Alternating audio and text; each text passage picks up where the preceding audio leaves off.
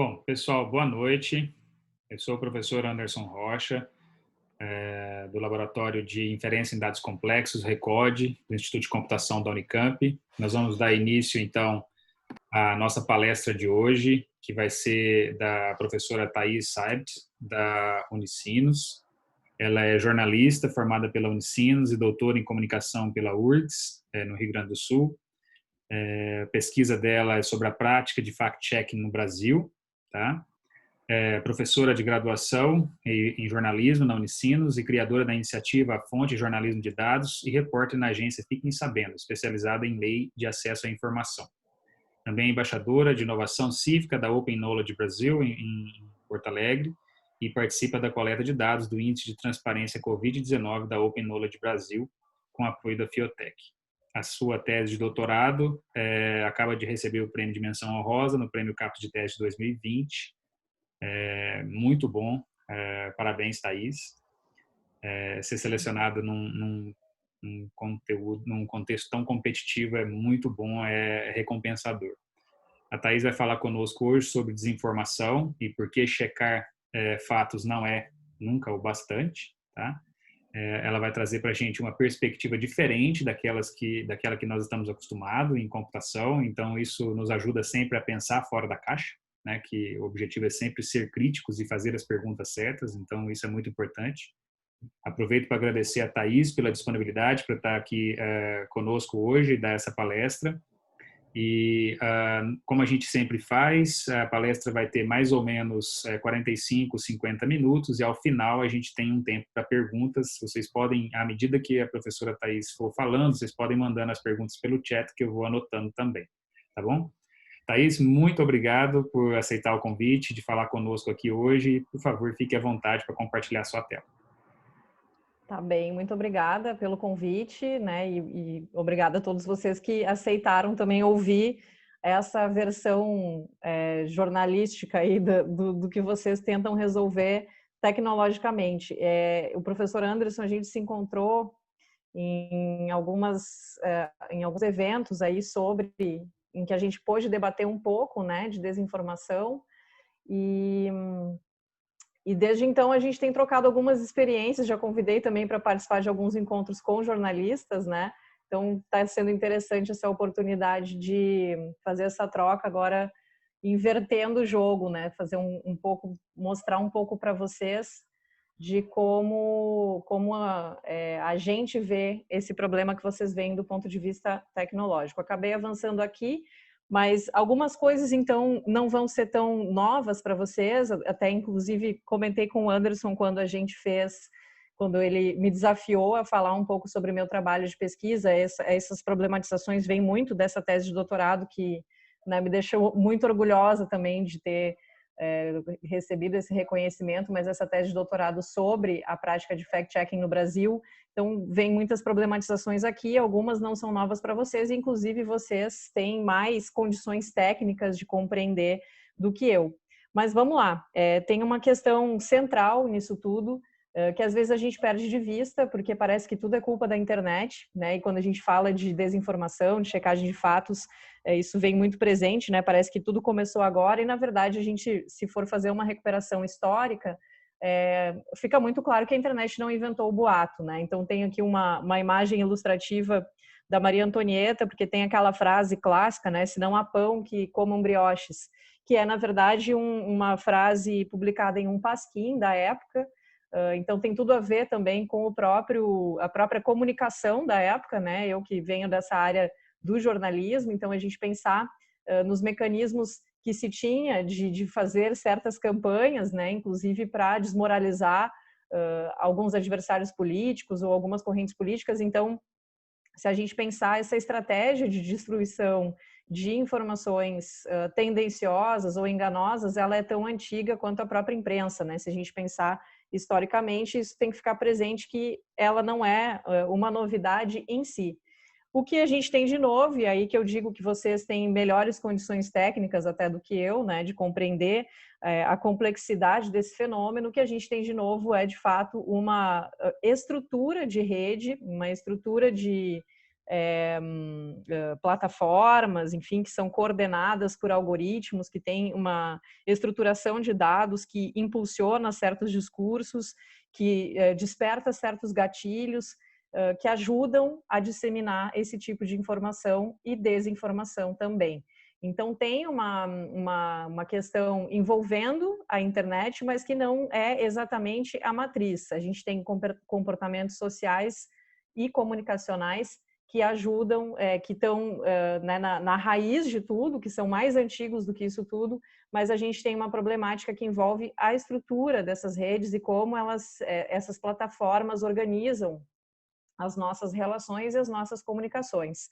Então, na comunicação, a gente tem discutido bastante isso, né? E não só na comunicação, nas ciências sociais como um todo, né? A sociologia, as ciências políticas, enfim, na área que trabalha um pouco mais com o discurso, a gente tem despertado essa preocupação com o quanto essa organização algorítmica, né? Essa estruturação das redes, o modo como ela condiciona as nossas relações com a informação e com a comunicação interpessoal também, que é um elemento muito importante do disparo de desinformação, a gente vai, ao longo da conversa, avançar um pouco nisso, rompe com uma ideia que se tinha, uma certa utopia que se tinha dessa rede, né, isso que a gente chama de internet, de que seria algo libertador, democratizante e universalizante, né? No fim das contas, o que está acontecendo, o que a gente vê nesse fenômeno, é cada vez mais essa posição de bolhas no oceano, né? De novo, uma imagem ilustrativa para a gente pensar isso. A gente tem um mar à disposição, né? Tem um oceano inteiro, mas está cada um dentro de uma dessas bolinhas aí que está na tela, e parece que o mar inteiro se resume àquela bolha, né? No fim das contas, essa alegoria ajuda a entender um pouco o porquê não basta checar fatos, né? Porque muitas vezes a nossa dificuldade é de penetrar nessas bolhas, né? Então se usa muito essa expressão, vocês devem ver também toda hora em publicações, enfim, em discussões, essa questão de furar a bolha, né? O quanto é difícil a gente furar a bolha justamente por causa dessa estruturação e de como as nossas comunicações e relações interpessoais estão atravessadas por elas. Mas apesar de tudo isso, né, a gente precisa problematizar essa ideia de fake news, que está na boca de todo mundo, né? É uma expressão que ela, ao mesmo tempo que ela se popularizou, ela perdeu também, ela ficou vazia de sentido, né? Ela já não define nada. Então, virou uma defesa, um escudo para tudo aquilo que a gente vai contra, para tudo aquilo que a gente não quer, não concorda, não endossa. Então, virou, especialmente no debate político, mais ainda, né, virou esse escudo, essa muleta para a gente dizer e atribuir que é fake news. Essa expressão a gente poderia, nas teorias do jornalismo, desconstruir de diversas maneiras, né, mas não vou entrar nesse mérito, porque pelas teorias jornalísticas, se é fake, não é news, né, porque o jornalismo, nos seus princípios deontológicos, né, e nos seus princípios discursivos, ele busca sempre a verdade factual. Então, se não tem uma verdade factual, se não existem fatos, se não existem evidências, não seria notícia, pelo menos respeitando, né, esses códigos deontológicos, mas nem vou entrar muito nesse assunto. Vamos pensar mesmo no fenômeno contemporâneo que a gente está acompanhando mais fortemente desde 2016 em escala internacional. Como eu disse, não que seja uma novidade, não que seja algo que começou agora, mas a partir de 2016, essa expressão fake news, muito popularizada pelo Trump, que está também em uma das imagens, ela ficou muito popular e ganhou, então, espaço no debate político, assim como no debate comunicacional e nas nossas rodas de conversa cada vez mais fortemente. Eu trago o exemplo da Marielle Franco aqui, a imagem da Marielle Franco, porque eu acho que o caso brasileiro, né, eu problematizo isso também no meu estudo no doutorado, quando eu comecei a fazer minha tese de doutorado, a gente quase não discutia, mesmo no âmbito da comunicação, a gente quase não discutia fake news e fact-checking, né, muito menos desinformação, que é um conceito que se fortaleceu depois. A gente ainda não via isso como um problema, a gente não tinha despertado para esse problema, e no contexto brasileiro muito menos. quando houve o assassinato da Marielle Franco, houve já na sequência um disparo de desinformação em massa, que implicou, inclusive, muitas pessoas públicas e pessoas com alto gabarito, né? A gente teve o caso da desembargadora, que foi depois investigada por ter compartilhado também fake news, entre muitas aspas, fake news, né? Quando eu uso essa expressão é muito por causa dessa contaminação aí do ambiente, é difícil a gente se desapegar, mas por compartilhamento de desinformação. Então acabou que isso se transformou, assim, ganhou notoriedade, né? Inclusive as agências de fact-checking ganharam notoriedade, se descobriu finalmente o que faziam as agências de fact-checking no mainstream midiático, né? Houve citação dessas agências de fact-checking, a gente já tinha o Aos Fatos, a agência Lupa funcionando aqui no Brasil e eram conhecidos somente no seu meio, assim, mais direto, né, de comunicação. E houve, então, se furou uma certa bolha nesse sentido, porque começou a se fazer um trabalho de desmentir informações enganosas que eram compartilhadas a respeito dela e abriu-se um debate sobre esse problema, que depois veio na greve dos caminhoneiros muito fortemente, daí não tanto pelas redes Twitter, Facebook, mas muito fortemente pelo WhatsApp. Então, se a gente recuperar esse período ali de maio de 2018 e os meses seguintes em que aconteceram sucessivas greves aí pelo Brasil dos caminhoneiros, houve muita propagação de desinformação via WhatsApp, via áudios de WhatsApp, correntes de WhatsApp, enfim, que tiveram consequências concretas. Isso é uma coisa que também é importante a gente ter em mente, que não é um fenômeno que se restringe ao ambiente digital, apesar de um ambiente digital ter um papel importante por essa estruturação, por essa algoritmização, essa plataformização, né, de todas as relações, tem efeitos concretos. O caso da greve foi um exemplo muitíssimo concreto, porque essas correntes de WhatsApp, esses áudios, aquelas coisas assim, qualquer pessoa com alguma capacidade de performance pode fazer uma mensagem muito convincente dizendo que é presidente do sindicato não sei de onde, dos caminhoneiros, e que tem informação exclusiva e que isso a Globo não mostra. Então, e isso acaba mobilizando uma certa parcela, né, desses grupos, dessas comunidades, e que tomam algumas atitudes a partir dessas informações. No caso das greves, a gente teve filas em postos de gasolina porque ia faltar gasolina, em tese. E aí houve uma corrida e, de fato, acabou faltando, mas muito mais por causa do pânico generalizado que se instaurou por essa circulação excessiva de informações que nem eram tão confiáveis assim, do que porque realmente havia um desabastecimento nesse nível, né? Mesma coisa supermercado, senhorinhas, muitas idosas indo ao supermercado carregando quilos de arroz para fazer estoque, enfim, motivadas, muito fortemente mobilizadas por esse tipo de circulação de mensagens em grupos de WhatsApp. E isso acabou, então, despertando uma série de debates e preocupações com as eleições em 2018, mas ainda de uma forma que a gente não tinha como dimensionar direito, né? A gente não estava preparado ainda para dimensionar direito.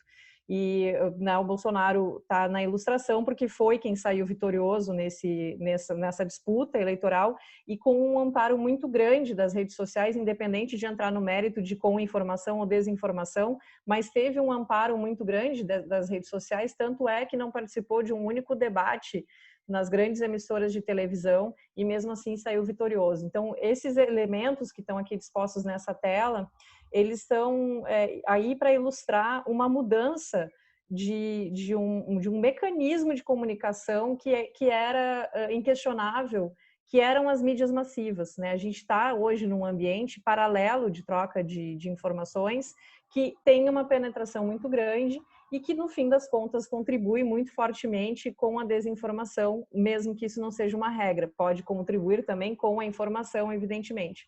Mas a gente está nesse ambiente em que se tem a problematização que se faz é que se tem pouco filtro, né? Porque depende muito dos filtros individuais, diferente de um processo mediado que era característico, então, da estrutura de comunicação massiva que se tinha, porque existem mediações e que passam por esses critérios, se for pelo lado jornalístico, pela discussão jornalística, passam por esses critérios, esses princípios e códigos deontológicos da profissão jornalística. No momento em que a gente tem esse ambiente que ele, ao mesmo tempo que ele é aberto o suficiente para que qualquer um tenha a sua liberdade de expressão e possa disseminar aquilo que quer disseminar, né, e que acha importante disseminar, ele também é fechado o suficiente para criar essas bolhas que nos levam a ambientes de desinformação muito difíceis de romper com os critérios clássicos de objetividade jornalística. Mesmo que esse termo objetividade ele possa ser questionado, quando a gente está falando disso, a gente está falando de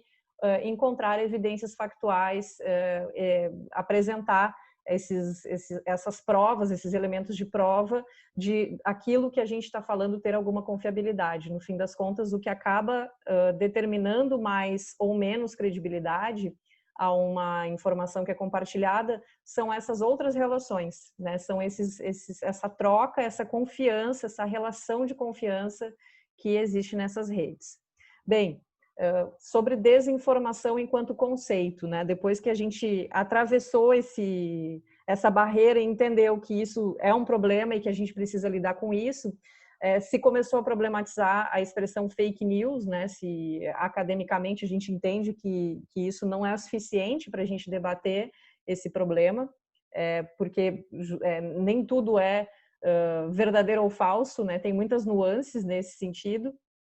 Então, esses três níveis, a Claire Wardle, que é uma pesquisadora de Harvard e que participou de vários projetos internacionais na Europa e aqui no Brasil também foi um dos cérebros por trás do projeto Comprova, que é um dos grandes projetos de fact-checking que estão em atividade no Brasil hoje. Então, uma pesquisadora que tem problematizado bastante isso. Ela traz essas três possibilidades de definição conceitual do que a gente quer dizer quando traz essa expressão desinformação. No inglês é um pouco mais fácil de trabalhar com esses termos, né? Porque tem o prefixo ali, ele nos ajuda a diferenciar. Então, tem umas traduções livres só para nos ajudar, mas o que se chama, então, de disinformation é a informação falsa que ela é deliberadamente criada ou disseminada para causar prejuízo a alguém, né? Então, é uma informação que inventada, fabricada, com alguma motivação política, financeira, psicológica, social, pode, enfim, ter várias origens e vários objetivos, mas é a informação que é deliberadamente falsa para causar prejuízo, para prejudicar, para contaminar o debate público com algum desses propósitos. Então, no fim das contas, isso é o que a gente mais facilmente relaciona com a tal de fake news. Mas a gente tem também nesse ambiente de circulação de desinformação o que se define como malinformation, que seria uma informação que ela, na nossa língua, poderia ser traduzida como uma informação mal intencionada. Ela não necessariamente é falsa, ela é genuína muitas vezes, também compartilhada com o propósito de causar danos, mas as características dela estão mais ligadas ao escândalo, né? Aquelas informações de cunho privado que não deveriam se tornar públicas, mas que são colocadas em público para prejudicar a reputação de alguém, né? Para tirar a credibilidade ou, enfim, realmente prejudicar a reputação, acho que é a melhor definição, assim, para a gente desviar o objetivo do debate a partir dos escândalos, a partir de informações íntimas, que nem sempre são não necessariamente são escandalosas para todos os setores, mas que num determinado setor, numa determinada bolha, pode soar como um escândalo. Isso pode ser usado de uma forma mal intencionada também numa campanha de desinformação. E o que a gente encontra muito é o que se chama de misinformation, que é a pessoa que está mal informada, né? Ela compartilha informação falsa, mas ela não tem essa motivação deliberada de prejudicar alguém. Ela até acha que ela está fazendo um bem, ela compartilha sem saber que é fraude, né? As informações que a gente recebe da mãe, do tio, né? Como a gente costumou associar essa questão dos WhatsApps da vida, né? Muitas vezes essa pessoa ela não está deliberadamente intencionada em causar prejuízo, em criticar, enfim, em atrapalhar alguma coisa. Ela realmente acha que ela está compartilhando uma informação verdadeira, ela não sabe que é uma fraude, ela não consegue identificar que se trata de uma fraude por vários motivos e acaba sendo também um ator nesse processo de desinformação. Além dessa compreensão teórica, assim, do que está por trás, do que pode estar por trás da disseminação de informações falsas, a gente pode pensar também na perspectiva, isso também vem da Clearwater, do First Draft News, nesse espectro da desinformação. E é por isso que nem sempre checar fatos é o bastante. A gente tem várias possibilidades de causar ruído na comunicação de alguma mensagem. Então, é muito comum a gente encontrar, quando vai olhar o conteúdo em si, né, a potencial fake news, entre muitas aspas, como eu disse, é muito comum a gente encontrar situações em que existem falsas conexões ou falsos contextos, ou seja, a gente tem uma informação, uma foto que ela até é verdadeira, aquela situação fotografada, ela realmente existiu, ela realmente foi fotografada, mas ela é compartilhada com uma legenda que não corresponde ao seu contexto original, né, tem uma informação de contexto falso e isso faz, né, circular e dissemina muito fortemente e até a gente conseguir desfazer esse mal-entendido, desfazer esse ruído nesses ambientes com essas características de circulação e de relação e de bolha, como vinha se falando, é muito complicado. E isso tem N exemplos que provavelmente vocês já receberam nos diversos grupos aí, né, de foto do ano passado como sendo de agora, né? Tem eu sou do Rio Grande do Sul, né? Eu sou de Porto Alegre, tem um caso que a gente usa muito em oficinas de fact-checking. A própria agência Lupa usa esse caso em oficinas de fact-checking, que o Cristiano Ronaldo, quando começaram os incêndios da Amazônia no ano passado, Cristiano Ronaldo, o perfil oficial dele, que tem zilhões de seguidores, né? O perfil oficial dele no Instagram compartilhou uma foto de incêndio supostamente sendo da Amazônia para mandar uma mensagem positiva, né? De vamos proteger a Amazônia e tal. E essa foto era de um fotógrafo aqui do Rio Grande do Sul, um ex-colega meu aqui da Zero Hora, que foi tirada aqui na Zona Sul, no extremo sul do Rio Grande do Sul, no Taim, de um grande incêndio que ocorreu lá em 2013, 2014. Então, uma foto totalmente fora de contexto, compartilhada com uma legenda enganosa, na melhor das intenções, então um legítimo caso de misinformation, ele não queria, obviamente, compartilhar uma informação enganosa, mas ele usou um falso contexto, ele usou uma foto num contexto equivocado para passar a mensagem que ele gostaria. Então, tem várias possibilidades de a gente entender esses processos que nem sempre são os que mais comumente são associados, que é essa coisa de causar danos, embora a gente tenha que se preocupar muito com isso, mas só para a gente conseguir desconstruir um pouco esses conceitos, né? E aí, bom, tem manipulação de contexto, tem o conteúdo que ele é impostor, né? Ou seja, a gente faz parecer, o disseminador de desinformação faz parecer que é um jornal X ou um instituto X e na verdade não é. Isso pode acontecer tanto por mera citação, a gente vê muito também nos WhatsApps da vida, né? Saiu no jornal tal a informação X, uma referência, mas sem apontar exatamente a fonte, ou muitas vezes imitando a cara daquele site, né? Muitas das notícias enganosas que são compartilhadas, elas vêm com essa manipulação, né? Do logotipo, do endereço web, mais ou menos parecido, e isso acaba colando, né? E conteúdos deliberadamente fabricados mesmo, do zero, que são criados na forma de memes e tudo mais, que são amplamente compartilhados.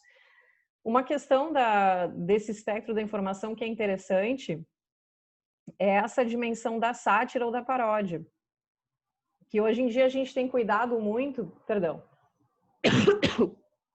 a gente tem tomado muito cuidado com esse tipo de conteúdo mesmo de sátira ou paródia, porque nem sempre entendem que é uma sátira ou paródia, né? E é por vários motivos também, né? Por não conhecerem a característica daquele meio, ou por não conseguirem interpretar, e a gente tem esse problema, né, de interpretação dos conteúdos, até pelas características socioculturais também no Brasil, mas não só no Brasil, de toda forma pensando no caso brasileiro. Então, muitas vezes, até mesmo uma sátira ou uma paródia pode ser interpretada como uma verdade, e isso ter consequências. Para vocês terem uma noção, na campanha do Trump, lá em 2016, houve um estudo internacional que identificou que uma das principais fake news, né, uma das principais peças de desinformação que foi compartilhada era de um site que equivaleria ao os nossos sensacionalista da vida, né, que são sites que falseiam ser um veículo de comunicação sério e criam manchetes bizarras e fazem esse tipo de paródia. Era um desses sites que noticiou, né, criou a notícia de que o Papa Francisco estava apoiando a campanha do Trump. E essa foi uma desinformação que foi traduzida para diversos idiomas como sendo verdadeira. Então, foi muito compartilhada, foi amplamente compartilhada, e a origem dela era de um site satírico. Então, são coisas que às vezes a gente não tem no horizonte de que isso pode ser interpretado como algo genuíno, mas é.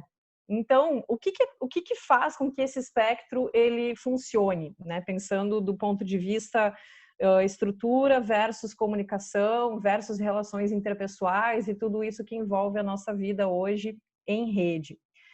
Também vem lá do First Ref, vem da Claire Wardle essa pensata em 3 pilares. Então, se vocês quiserem mais referências sobre esse assunto, leiam o que o First Ref e a Claire Wardle publicam, porque eles estão problematizando isso já há bastante tempo. Então, a gente tem 3 pilares nesse processo. Um deles são os maus atores, né? E aqui tem muita coisa que vocês conhecem muito melhor do que eu.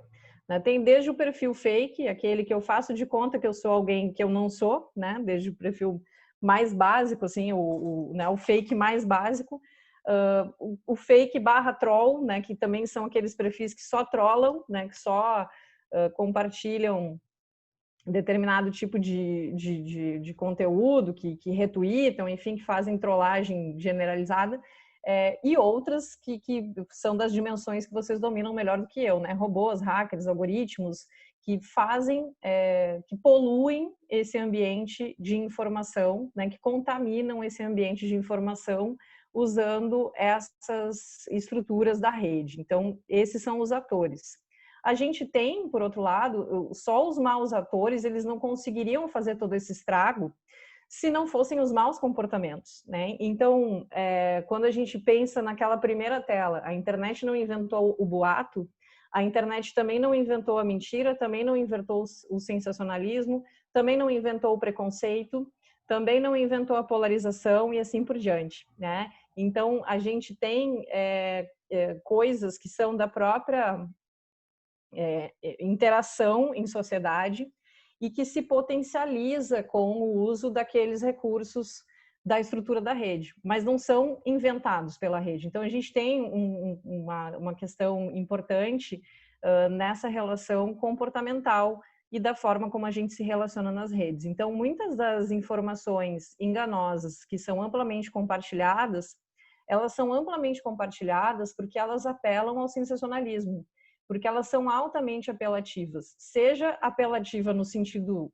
apelativo mesmo, do tipo, compartilhe, você tem que ler isso, né? Não perca, é exclusivo e assim por diante, aquele apelo mesmo sensacionalista, até a questão da emoção mesmo, das polarizações, né? Tanto os extremos, né? Tanto religiosos, ideológicos, políticos e assim por diante. Então tem muita relação essa questão cognitiva e emocional dos conteúdos dessas mensagens. Elas viralizam muitas vezes por conseguirem, por acionarem esse tipo de mecanismo.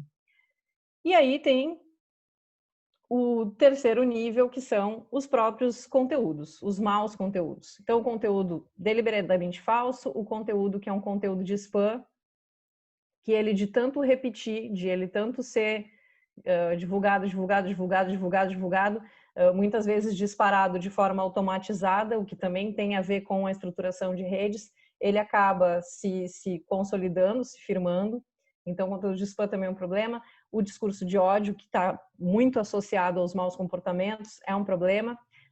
O apelo visual, quando a gente está pensando nessa problematização do apelo visual, a gente tem, por exemplo, essa dinâmica dos stories do Instagram, que somem depois de 24 horas e que são altamente visuais. A gente não consegue, a gente perdeu a fruição que a leitura, por exemplo, nos oferecia, né? Então, é muito comum aquela coisa, a gente está sempre vendo tudo muito rápido, muito en passant, né? Muito na pressa, e a gente não registra mais a fonte de nada. Então, a gente perde as referências de tudo. Isso é um grande problema se a gente pensar em desinformação. E essas mensagens são cada vez mais estrategicamente, inclusive, utilizam cada vez mais essa relação do apelo visual. Tem vários estudos também que observam isso. Uma estratégia muito eficaz de disseminação de desinformação é o uso de memes, justamente por causa do apelo visual. Então, são mensagens rápidas, prontas, apelativas, sensacionalistas e que têm essa assimilação muito simples, muito rápida. O próprio mecanismo dos portais, né, e é isso que está muito presente no caça-clique, também por uma relação íntima com a estrutura das redes, é um problema para a desinformação, porque a gente tem essa dinâmica do SEO, né? Então, a gente tem cada vez mais um desenvolvimento de estratégias narrativas, né? De consolidação, de construção de títulos que sejam clicáveis, né? Uma demanda por audiência, isso passou a ser uma métrica inquestionável para qualquer portal, seja jornalístico ou não jornalístico, seja um blog. Então, essa questão de novo, tem uma relação muito forte, né, com a estruturação. Então, muitas vezes, essa estratégia do caça-clique, ela jogou contra a própria mídia de credibilidade, porque ela também está submetida nesse sistema, e ela impulsionou muitos dos desinformadores quando houve, por exemplo, o Brexit ou a própria eleição do Trump. Essa estratégia do caça-clique associada aos conteúdos programáticos, né? As mídias automatizadas do Google, do Facebook, os ads dessas plataformas, que são associados com esse tipo de estratégia de SEO, eles acabaram incentivando muitos criadores de sites que compartilharam e disseminaram muito conteúdo enganoso nessas campanhas, com esse apelo do clicável, dos filtros de busca e dessas estratégias de SEO. Então, tudo isso associado, os 3 pilares, eles na verdade funcionam em correlação, né, entre eles. Não é só os maus conteúdos, não é só os maus comportamentos, não é só os maus atores, são eles todos juntos. Em algumas situações, alguns mais sobressalentes do que outros, mas tudo isso são coisas que estão implicadas no fenômeno da desinformação. E aí, vamos lá, outras questões que acabam impulsionando e que a gente está vendo isso talvez mais do que nunca nesse momento. Quando que mensagens apelativas, vamos usar essa palavra, elas têm mais tração social, historicamente, levando em conta que a internet não inventou tudo isso, ela só está ajudando historicamente. Se a gente for pensar em todos os momentos de incerteza, houve alguma disputa de narrativas, né? Houve alguma disputa de versões sobre os fatos. Porque se num momento de incerteza, seja ele por guerras, por crises econômicas, por epidemias, como a gente está passando agora, eleições, né, que sempre é uma expectativa de que algo vai acontecer, de que algo vai mudar. Enfim, esses momentos, eles acabam acionando aquela sensação que todo ser humano carrega no seu íntimo, que é de alguém que lhe conforte. Então, a gente quer uma mensagem que diga o que a gente espera, né? Que a gente quer que alguém diga o que a gente espera que nos digam. Então, é um desejo íntimo, na hora de incerteza, que alguém te dê uma palavra de alento. Então, a desinformação, ela lida muito com isso, né? Ela lida com esse viés de confirmação, com essa necessidade que a gente tem, que o ser humano tem, de receber esse alento da confirmação daquilo que ele acredita, então, daquilo que ele espera, daquilo que ele gostaria que fosse verdade. Então, é muito evidente essa influência de momentos de incerteza que tornam possível aparecerem, se fortalecerem rumores que carregam teorias da conspiração, para usar uma palavra que a gente tem debatido muito, né? Então, carregam aquelas teorias da conspiração e daqui a pouco começa a ganhar força essa teoria da conspiração e fatos superados começam a ser questionados. Não à toa tem uma imagem de uma vacina, porque a vacina, né, os movimentos anti-vacina, eles vêm nessa combinação de tudo isso, né, de teorias da conspiração que começam a colocar fatos superados em questionamento e carregados de uma onda de desinformação muito impulsionada pela estrutura de redes, né? Esse passo a passo aqui, a BBC Brasil fez uma reportagem, acho que ano passado, a partir de estudos de como que funciona essa teoria da conspiração, né, que foi importada dos Estados Unidos para o Brasil, da rede antivacina, que já se tornou um problema de saúde pública internacional. A Organização Mundial de Saúde, no ano passado, já havia colocado esses movimentos anti-vacina, essa resistência em vacinar as crianças, como um dos principais riscos à saúde pública no mundo, porque muitas doenças que estavam superadas começaram a voltar por pura desinformação, né? A gente tem no Brasil, antes da Covid-19, a gente já estava preocupado com o crescimento do sarampo, né? Que era uma doença que estava erradicada e ela voltou a circular, inclusive em grandes centros, como é o caso de São Paulo, que vocês estão mais próximos aí.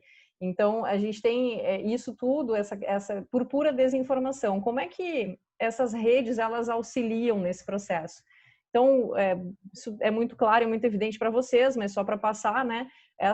Quando a gente faz uma busca dentro da plataforma, seja ela qual for, mas nesse caso o estudo era sobre o YouTube, então eu busco se devo vacinar meu filho, ou busco pelo termo vacina no YouTube, eu começo a receber um mix de vídeos lá que vão ter vídeos verídicos, vão ter vídeos contrários à vacinação, vão ter vídeos de desinformação, vão ter vídeos de orientação, vai ter diversos.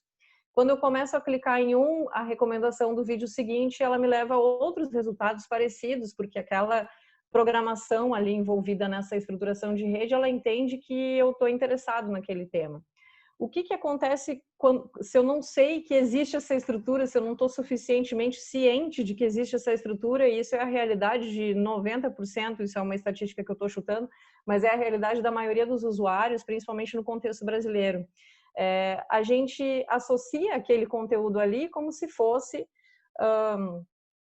todo mundo, né? Então a internet inteira está dizendo que eu não devo vacinar o meu filho porque a vacina é uma criação dos Estados Unidos para acabar com os países pobres. Então eu começo a atribuir critérios de verdade porque eu estou sendo muito exposto àquele conteúdo sem ter a real noção de que eu estou sendo exposto àquele conteúdo porque eu estou passando um recado para um sistema, para uma estrutura que está entendendo que eu estou interessado naquele conteúdo, mas que não necessariamente esta é a verdade ou esta é a única forma de interpretar essa realidade. Então, existe um problema muito grande de não compreensão do que a gente está, de como funciona esse mecanismo, e isso tem um impacto, de novo, a exemplo do caso da greve dos caminhoneiros, enfim, numa situação de eleição e qualquer outra situação, e agora a gente está vivendo a Covid-19, a gente tem um efeito prático disso. Isso não se restringe à rede, né? Essa preocupação com a vacinação, ela é uma preocupação concreta, ela não é uma preocupação que se restringe à rede.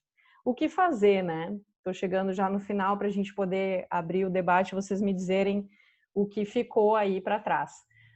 Bom, eu brinco, né, que antes era o fact-checking, porque quando a gente começou a tentar entender o que estava acontecendo, O fact-checking já existia, o fact-checking, assim como o boato não é uma novidade, o fact-checking no jornalismo não é uma novidade em si, né? Na verdade, a verificação ela seria um estágio dentro de qualquer apuração jornalística, então ela está dentro dos princípios jornalísticos e talvez por isso, inclusive, hoje o fact-checking seja amplamente praticado por jornalistas, porque o processo de verificação, de busca de evidências factuais para aquilo que a gente está informando, ele faz parte do procedimento jornalístico. Então, não é uma novidade em si, isso já era algo que se fazia internamente nas redações, já houve estruturas, algumas redações mantêm esse tipo de estrutura interna de fact-checking antes de a gente fazer uma publicação, então se verificar, né, esses conteúdos.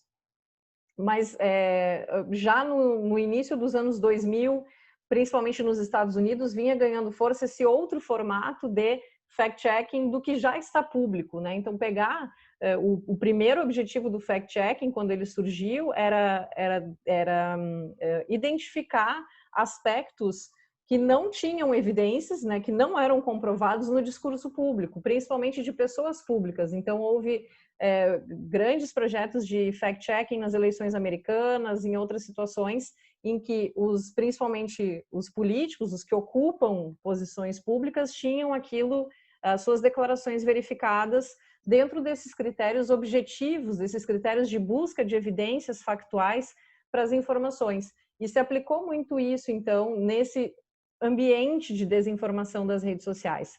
O problema é que cada vez mais a gente tem visto que essa desinformação que circula amplamente nesses ambientes, ela não é checável pelos critérios do fact-checking. Nem sempre a gente pode atribuir esse tipo de critério para fazer fact-checking dessas informações que circulam.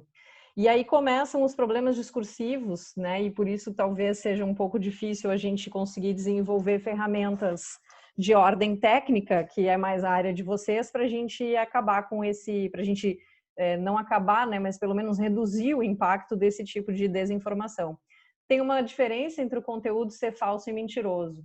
Eu posso errar um dado, porque eu me equivoquei, porque eu estava com pressa, porque eu esqueci, porque eu não estava com a referência aqui na minha frente, eu me equivoquei, eu achava que era aquilo e não era, e eu posso mentir sobre um dado. Eu posso, né, fazer uma declaração, uma argumentação em cima de um dado que eu sei que ele é falso e né, por alguma razão, eu minto sobre esse dado. Isso tem diferenças, né? Só que isso são juízos de valor, por isso não entra nos critérios de fact-checking. Também tem uma diferença entre fato e opinião, e existe uma grande dúvida sobre até aonde que vai a opinião e aonde que a gente está passando para outros limites e outras barreiras, principalmente quando a gente fala de expressões preconceituosas, que carregam, enfim, né, vários valores aí equivocados ou moralmente questionáveis, para usar uma expressão genérica. Então, até onde vai a opinião e aonde a gente está falando de crime, efetivamente, né? Se a gente pensar em racismo, entre outros, então a gente até existe um ponto de interrogação sobre o que a gente está falando verdadeiramente, né? Então tem uma relação de tensão entre esses elementos do discurso que também tornam difícil checar pelos critérios de fact-checking, porque é possível argumentar logicamente com dados equivocados. Eu consigo construir um argumento lógico com dados equivocados ou com valores moralmente questionáveis. Essa frase ela é bem ilustrativa que está aí, né? Vacina contra o vírus chinês é testada no Brasil. O problema maior de comunicação nessa frase não é a informação que está contida nela, de que existe uma vacina contra o coronavírus testada no Brasil. O problema é o sentido que vem junto, né? O vírus chinês, que carrega sentimentos, né, de preconceito em relação a esse país e que vem com também uma dose de teoria da conspiração por trás, né? O que se quer dizer quando se usa essa expressão vírus chinês? Isso a gente não atinge com os critérios de fact-checking. É muito difícil desconstruir esse tipo de declaração num ambiente como esse que a gente estava descrevendo até aqui. E ainda é possível enganar com dados verdadeiros por várias estratégias de discurso, né? Esse tweet até o Sérgio Moro ainda era ministro da Justiça quando fez essa publicação, mas eu acho que ela é bastante ilustrativa, então eu acabei mantendo esse tweet na apresentação apenas como ilustração. Então, lá pelas tantas, o Sérgio Moro tuitou: são cerca de 33% de presos provisórios, ou seja, presos sem julgamento. O Brasil possui menos presos provisórios do que Mônaco, Suíça, Canadá, Bélgica e Dinamarca, por exemplo. Esse é um exemplo de argumentação convincente, inclusive, mas que tem alguns problemas, né? E que são um pouco difíceis de a gente discutir factualmente, porque o dado em si, os números em si, que são a dimensão factual desse discurso, eles não estão equivocados, eles estão corretos. O problema são os parâmetros, né, desse discurso, dessa comparação. Então, estatísticas que são muito úteis para a gente compreender realidades complexas, elas podem vir carregadas desses probleminhas, né? Como essas populações carcerárias que ele está comparando têm características muito diferentes. Nesses países que ele citou, tem muitos presos estrangeiros pelas questões todas de imigração envolvidas com esses países, o que não é o caso do Brasil, que em toda a população carcerária que ele citou, tem 0,3% de estrangeiros. Então, a gente está trabalhando com universos bem distintos. Taxa de presos provisórios no Brasil, ela é de 115 a cada 100 mil habitantes, que seria, quando a gente compara populações, e a Covid-19 tem usado sempre esse critério, inclusive, né, de casos por 100 mil habitantes, o que traria um resultado muito diferente em relação a esse percentual que ele apresentou. A taxa de presos provisórios por 100 mil habitantes seria maior do que todos os exemplos que ele citou. Ele está comparando o Brasil com Mônaco. Olha o tamanho do Brasil e o tamanho de Mônaco, e além de tudo, o tamanho da população carcerária de Mônaco, que tinha 32 presos provisórios em 2016, muito menos do que os milhares do Brasil. Então, um dos problemas do fact-checking, eu falei sobre isso quando a gente estava debatendo os pilares, é esse viés de confirmação. Então, se eu quisesse provar o contrário do que o Moro quis provar com aquele tweet, eu poderia também dizer que o Brasil possui mais presos provisórios do que Sudão, Gana, Etiópia e uma série de outros. Mas aí a comparação teria outro sentido. Então, existe uma questão que ela vai além da verdade, do verdadeiro, do falso. Ela tem muito esse problema da argumentação. E isso é muito difícil de derrubar, de debater, de combater, enfim.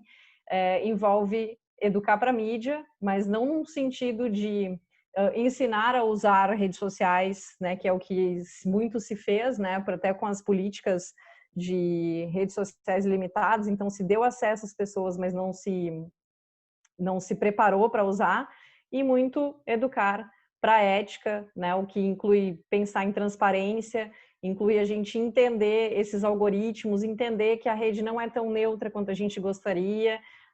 Vai desde essa ideia de teoria da conspiração de que isso a emissora tal não mostra, né, a Globo não mostra, que é a frase famosa que circula nas redes sociais, mas até também porque o governo não mostra tudo o que ele sabe, não nos nega pedido de dados, e a gente sempre ter como referência os objetivos de democracia, né, de acesso a uma comunicação livre, justa e solidária, que estão presentes no princípio democrático. Mas só para finalizar, eu já cheguei aqui aos 50 minutos, então, para finalizar, checar fatos não é o bastante, mas é muito importante, e aí a gente tem esse exemplo de um stories do Instagram que sinalizou, né, que verificadores de fatos afirmaram que aquele conteúdo era falso, e aí ele pergunta, né, para o usuário: tu quer mesmo ler esse conteúdo?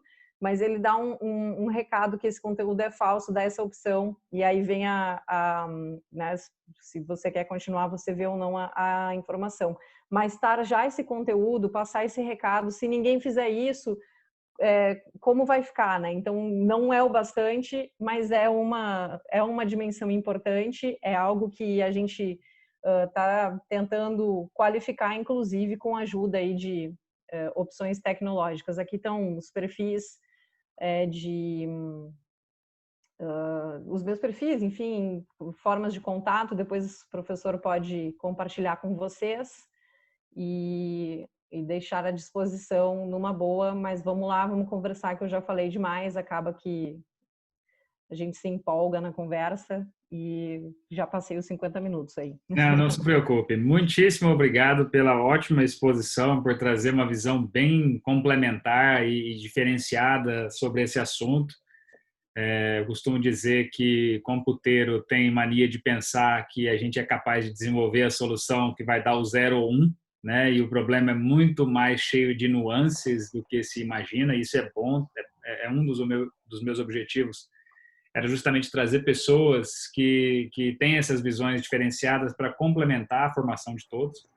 Eu gostaria de abrir agora para a discussão. Então, por favor, quem tiver questões, por favor, abra o microfone, pode fazer, ou então escreve pelo chat que eu leio aqui e passo para a Thaís. Professor, alô? Oi, Antônio, pode perguntar. Oi, professora Thaís, obrigado pela apresentação. Muito, como o professor Anderson falou, é muito bom a gente ver esses temas que fogem um pouco da parte técnica, porque dá muito fundamento para a gente, fundamento que eu, por exemplo, não tenho. Então, a gente vai atrás desses fundamentos por conta própria e sua palestra foi muito boa nesse sentido. Parabéns para o professor também por ter organizado. A minha dúvida é, eu recentemente vi um artigo que é bem famoso nos Estados Unidos, que meio que tenta mapear a polarização política ao longo do século XIX até 2013. E uma das conclusões do artigo é que a polarização era muito grande no século XIX, resultou na Guerra Civil Americana, a politização política, né? E aí ela meio que se reduziu ao longo do século XX e começou a crescer até 2013. E a gente sabe que de 2013 para cá a coisa piorou muito mais.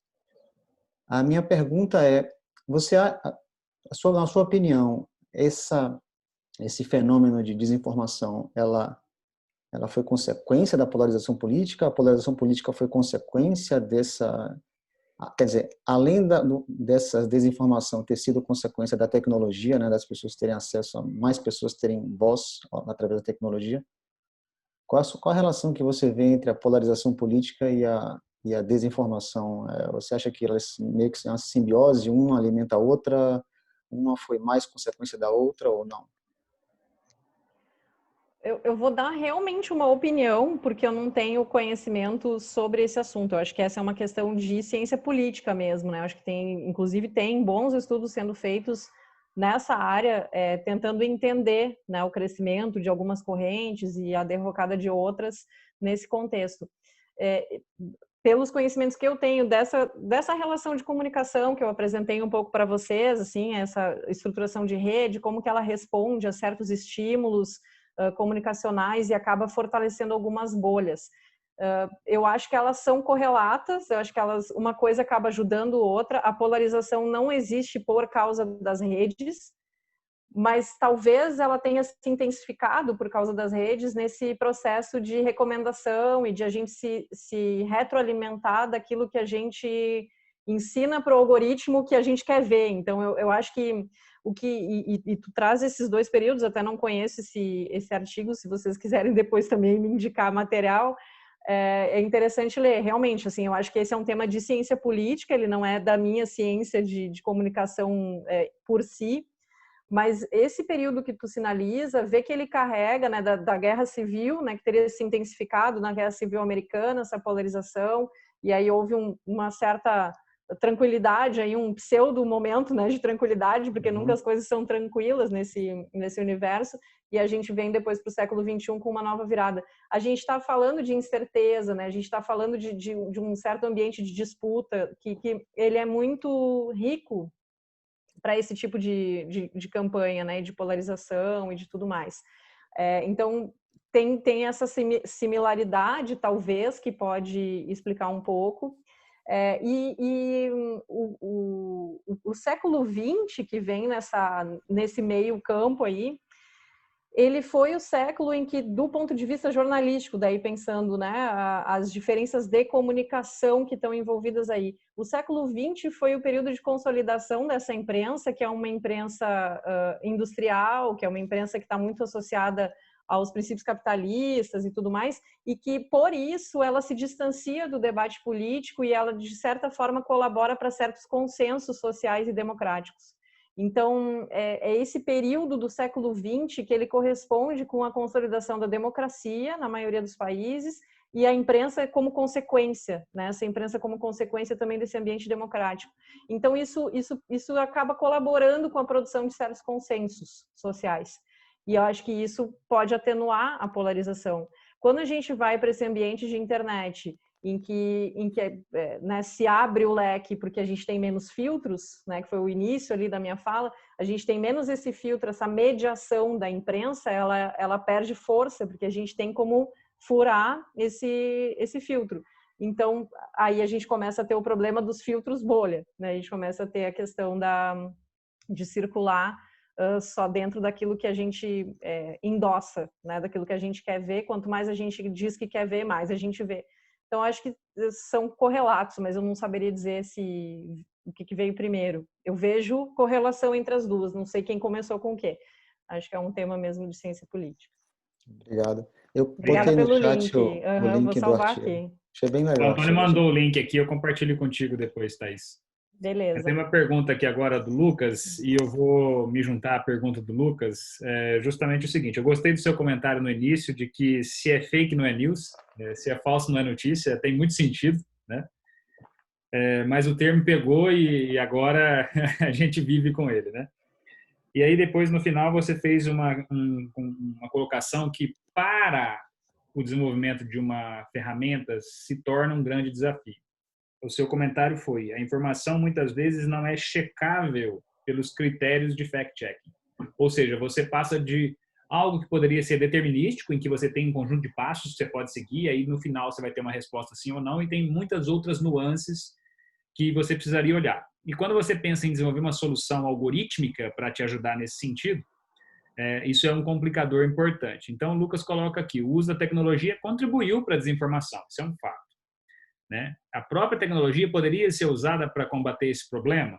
Então, a gente imagina que sim. Agora, eu gostaria que você comentasse um pouco, baseado nessa última informação sua, de que a informação não checável muitas vezes pelos próprios critérios, ao invés da gente da computação tentar fazer algo que vai dar para vocês um sim ou não, que vai ser muito difícil, porque para vocês mesmo isso não existe, como que você visualiza a computação ajudando no trabalho de vocês? É uma boa pergunta. A gente está 1 ano conversando sobre isso, Anderson. Poxa vida. Para expandir para todos os outros ouvirem e ajudarem. Eu não tenho a menor ideia, porque assim é muito difícil mesmo. Assim, eu acho que todos nós devemos nos ajudar enquanto sociedade a educar o cidadão para entender o que vocês fazem, o que vocês computeiros, que nem tu diz, o que vocês fazem com a gente, né? Porque não num sentido negativo, né? Porque pode ser positivo também. Mas realmente assim, entender que existe uma estrutura que nos leva a certos comportamentos dentro da rede, nos ajuda, né?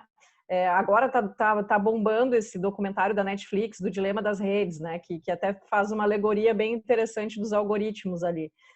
Então tá bombando, então as pessoas estão desesperadas, né? Estão assustadas. Agora eu tenho que sair de todas as redes sociais.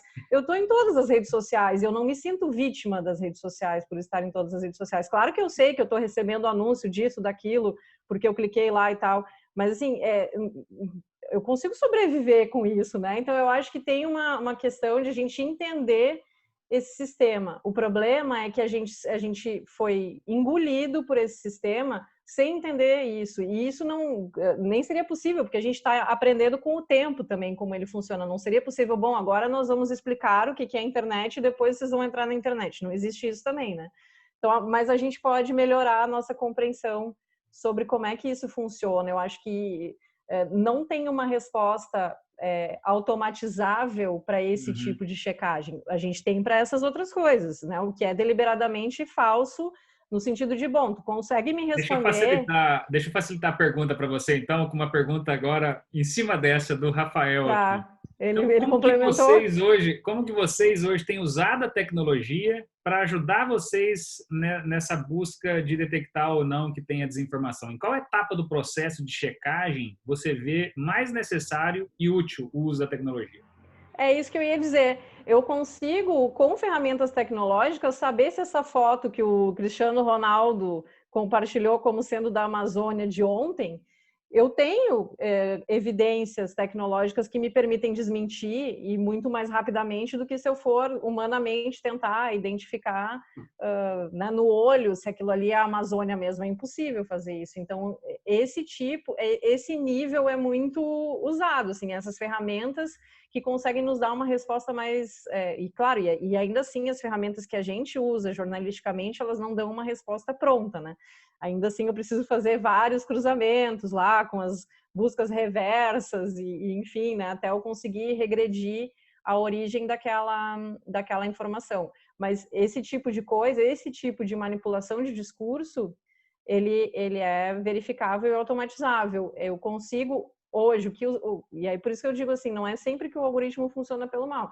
Esse exemplo do Instagram, né, que ele sinaliza que essa informação foi verificada pelos fact-checkers associados da FCN que fazem esse trabalho. Aqui no Brasil, a agência Lupa, os fatos, fazem isso. Eles fazem isso porque eles recebem um alerta que o próprio Facebook dispara para eles, essa mensagem aqui está viralizando muito. Então, isso é uma aplicação de tecnologia que ajuda a gente né, a gente pensando comunidade, né? Mas que ajuda o fact-checker lá a receber um recado que mesmo assim não é um 0 e 1, né? Mesmo assim, o fact-checker tem que ir lá e ver essa informação e fazer uma checagem para depois devolver para o algoritmo. E o algoritmo, cada vez que alguém abrir aquele stories, o algoritmo vai disparar lá para essa pessoa. Os fact-checkers avisaram que isso aqui não está muito legal, tu quer ver mesmo? Então, tem coisas acontecendo. O caminho, então, seria... um caminho para a tecnologia é tentar ajudar vocês a filtrar o conteúdo, né? Do que você tem que focar a atenção, né? Porque é muita coisa que você tem que analisar. E um segundo, ao invés de tentar pensar numa solução que dá um 0 ou 1 para vocês, tentar mostrar o que poderia ser suspeito para que você depois, como especialista, dê uma olhada, né?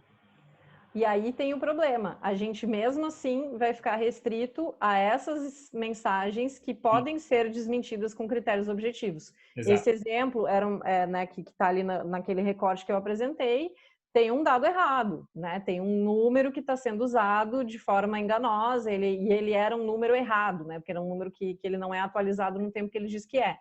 Então, talvez uma das desinformações que mais circulou, que é a história dos registros civis de óbitos, né? Que tentavam insinuar que, na verdade, é tudo mentira da maldita mídia, né? Que a Covid-19 não matou tanta gente assim. Então, é uma mensagem negacionista.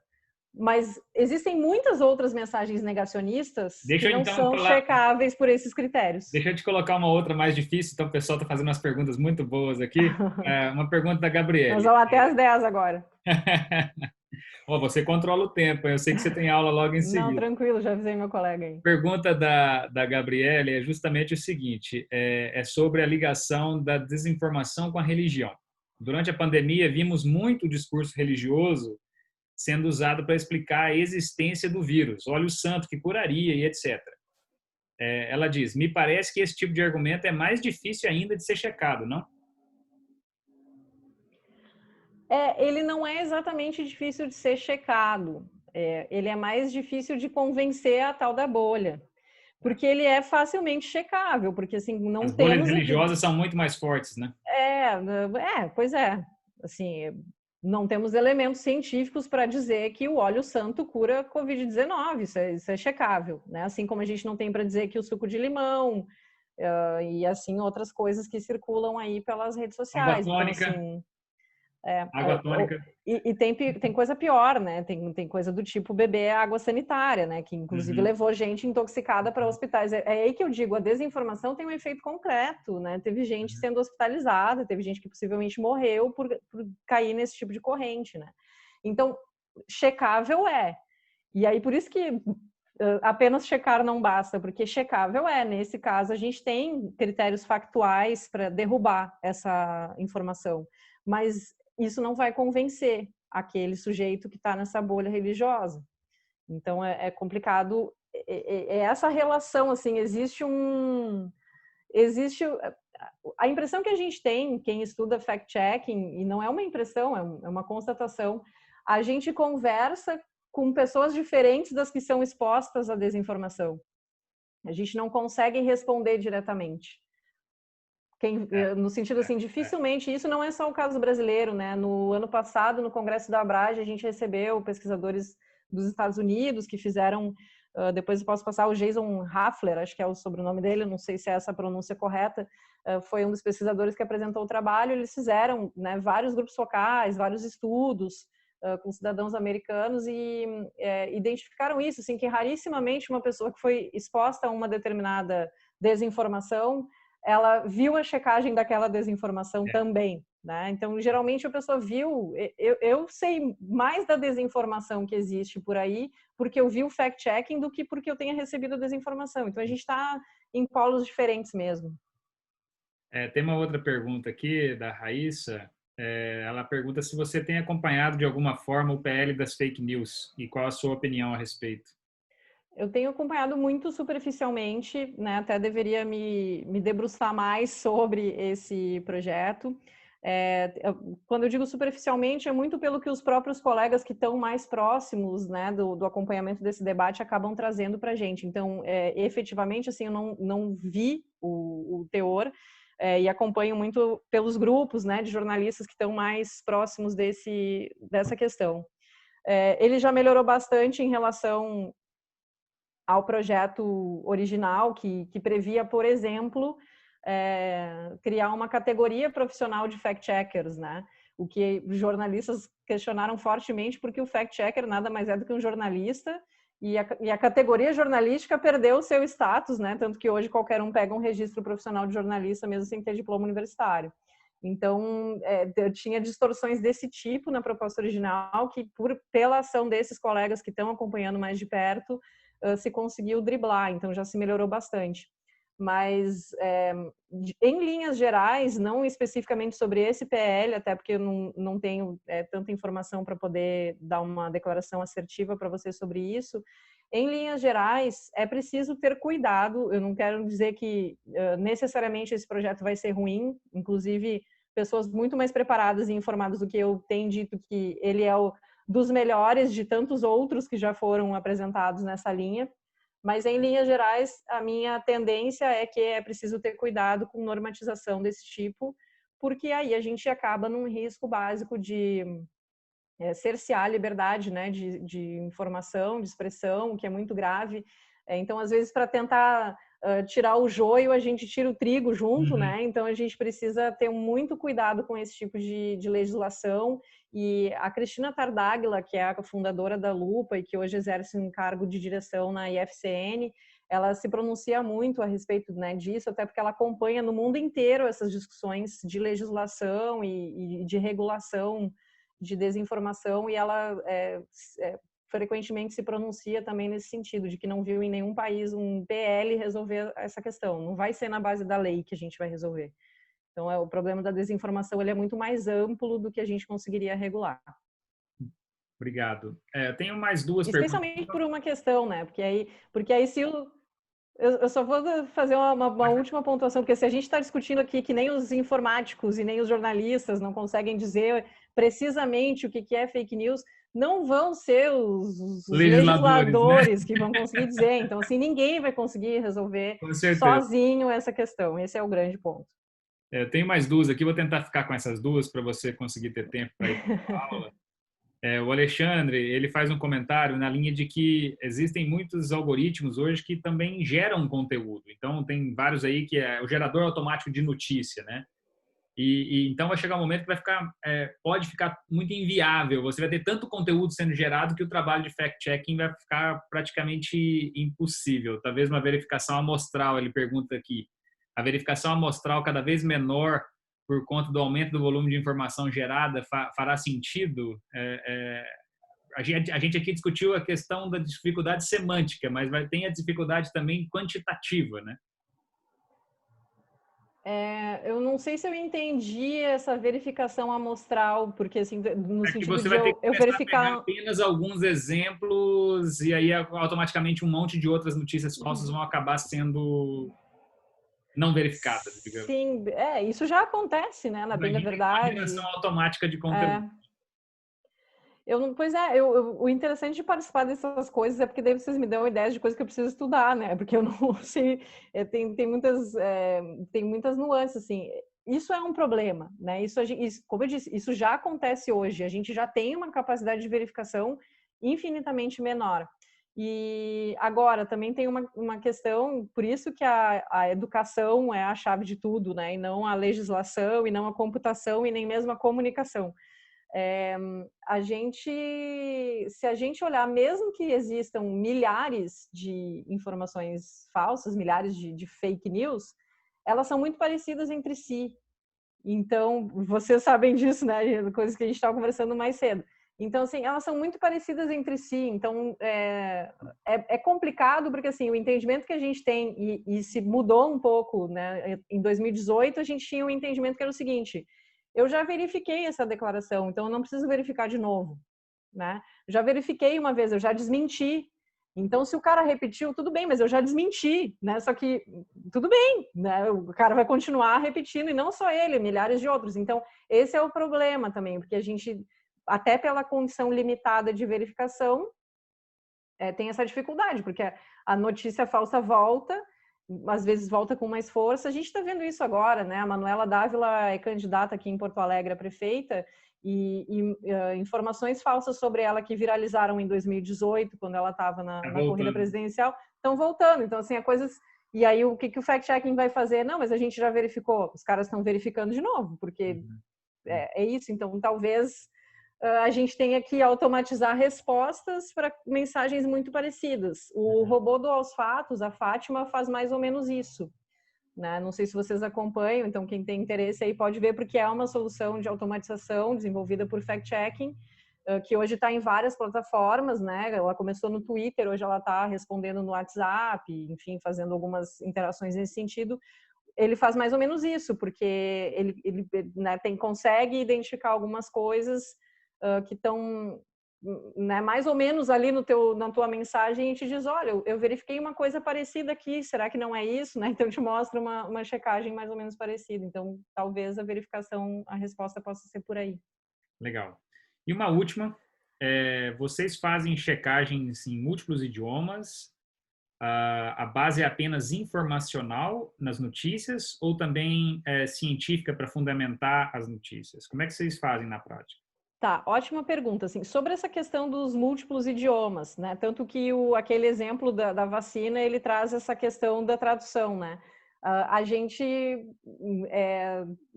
não chega a verificar em múltiplos idiomas, mas muitas vezes a gente consegue chegar na origem de algumas teorias da conspiração e desinformações por referências internacionais.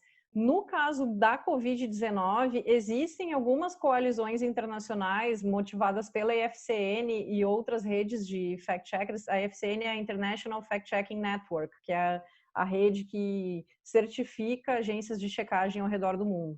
Então, a IFCN criou um banco de checagens em inglês. Existe uma mobilização na América Latina que traz checagens também em espanhol, que são compartilhadas internacionalmente, assim, né? Então, tem isso.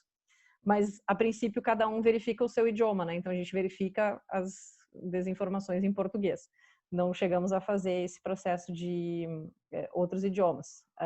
No caso da pandemia, ficou mais evidente, assim como na vacina já era uma questão, no caso da pandemia ficou mais evidente o quanto essas coisas são traduzidas e retraduzidas, né? Porque a gente está diante de um processo de desinformação internacional, diferente de um processo eleitoral, por exemplo, de 2018, porque era uma questão muito brasileira. Então e agora a gente está numa eleição municipal, então provavelmente a gente já está tendo, né, as fake news municipais. Então, assim, tem várias nuances. Mas sobre o modo como a gente embasa a verificação, é justamente o contrário. A gente não usa notícia para verificar.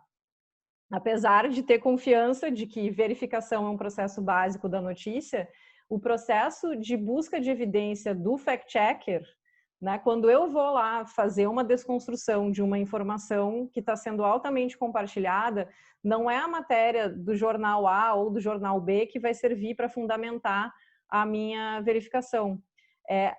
o estudo científico original, é o dado oficial da secretaria XYZ, enfim, são as fontes primárias, né, que na ciência da informação, que é muito próxima da ciência da comunicação, né, é o que a gente chama de fonte primária. Então, assim, jamais a gente vai embasar uma checagem em notícia, apesar de ter confiança no processo jornalístico. Mas quando a gente faz a busca de evidência, a gente busca a fonte primária.